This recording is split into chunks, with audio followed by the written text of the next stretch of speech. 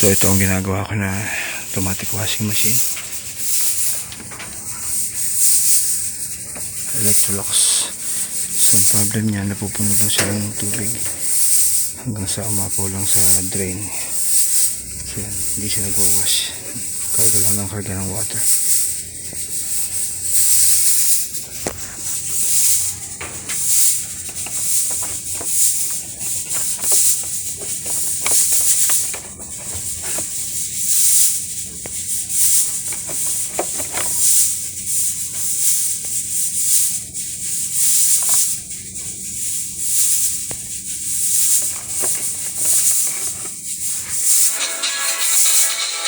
So yan, yung problem niya yung kanyang sa water sensor. So yan, kaya hindi na sense yung water level. Puro karga lang siya ng karga. So hindi siya mag-wash pag hindi niya na sense kung gaano karami na yung water na nasa loob ng tub.